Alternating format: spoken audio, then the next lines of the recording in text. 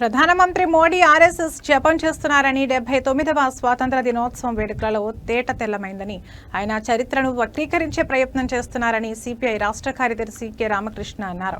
ఈ సందర్భంగా ఆయన మాట్లాడుతూ ఈ దేశాన్ని బ్రిటిష్ వారు పరిపాలిస్తున్న కాలంలో ఒక దోపిడీ దుర్మార్గమైన రాజ్యాంగం నడుపుతున్నటువంటి బ్రిటిష్ సామ్రాజ్యవాదులకు వ్యతిరేకంగా పోరాడిన పార్టీలు మూడు రాజకీయ పార్టీలని అన్నారు. వీటిలో మహాత్మా గాంధీ ఆధ్వర్యంలో భారత జాతీయ కాంగ్రెస్ పోరాడింది ఒకటి కాగా మిగతా రెండు ఎర్ర జెండా చేత పట్టుకున్న సిపిఐ అని ఆయన అన్నారు.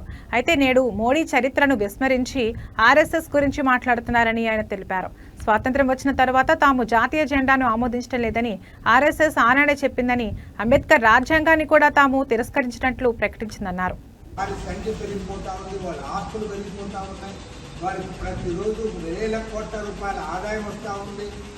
కాబట్టి ఏమంటే వారిని మీరు బాగా పెంచి పోషిస్తూ ఉన్నారు చెప్తే సాధారణ ప్రజల సమస్యల పరిష్కారం కాలేదు, పేదరికం తగ్గలేదు. ఇవాళ కష్టజీవుల సమస్యలు ఏవి కూడా పరిష్కారం కానందువల్లనే వాళ్ళంతా రూపొందుతాం. అదేవిధంగా ఇవాళ మన సీతారామరాజు జిల్లా సంబంధించి కాబట్టి పోలవరం నిర్వాసితుల సమస్యల గురించి కూడా ఇవాళ మాట్లాడుతున్నాం. ఎందుకంటే పోలవరం సమస్య నిజంగా ఈనాటిది కాదు, ఎప్పుడో పరిష్కారం కావాల్సి ఉండింది. ఇవాళ కేంద్ర ప్రభుత్వం నిర్వాసితులకు ఇచ్చే అమౌంట్ తగ్గించాలనే ఒక దురుద్దేశం పోలవరం ఎత్తు తగ్గిస్తూ ఉన్నారు. 45.72 మీటర్ల ఎత్తులో అది నిర్మిస్తేనే దానివల్ల పూర్తి స్థాయిలో ఫలితాలు వస్తాయి.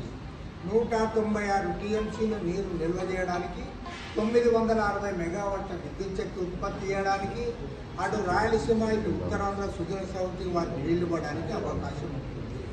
కానీ ఇవాళ కేంద్ర ప్రభుత్వం దాదాపు 30,000 కోట్ల రూపాయలు సేవ్ చేయడం కోసం, తాము ఇవ్వాల్సిన మొత్తాన్ని ఎగ్గొట్టడం కోసం ఇవాళ 41.15 మీటర్లు దాని ఎత్తును కుదిస్తారు. నిజంగా మన ఇరిగేషన్ మినిస్టర్ గారిని అభినందించాలి. ఆయన ఏమంటున్నా అంటే ఆయన బాగా క్లారిటీ ఇచ్చాడు. మేము కట్టేది 45.72 మీటర్లు ఎత్తు కడతాము, కానీ నీళ్లు 41.15 వరకు మేము నిల్వ చేస్తాము. అంటే ఎందుకు కడతా ఉన్నాం? నువ్వు డ్యామ్ కట్టడం ఎందుకు? నీరు నిల్వ చేయనప్పుడు డ్యామ్ కట్టాల్సిన అవసరం ఉందా? ఇది ఒక బ్యారేజ్గా మిగిలిపోతుంది తప్ప మరొకటి కానే కాదు. పైగా గత 10 సంవత్సరాలు ఎవరైతే ఇవాళ ముంపు ప్రాంతాల్లో ఉంటున్న గిరిజనులు, ఇతర పేద ప్రజలు, అక్కడున్న గ్రామీణ ప్రాంత ప్రజలు ఉన్నారు, వారందరూ కూడా ప్రతి సంవత్సరం కూడా జూన్ జూలై మాసం నుంచి 3-4 నెలల పాటు వాళ్ళు నీళ్ళలో తడుస్తూ ఉన్నారు, ఇబ్బందులు పడుతూ ఉన్నారు, కష్టాలు పడుతూ ఉన్నారు.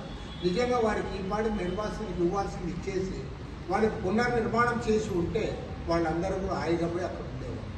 కాబట్టి కేంద్ర రాష్ట్ర ప్రభుత్వాలు రెండు కూడా పక్కాగా మోసం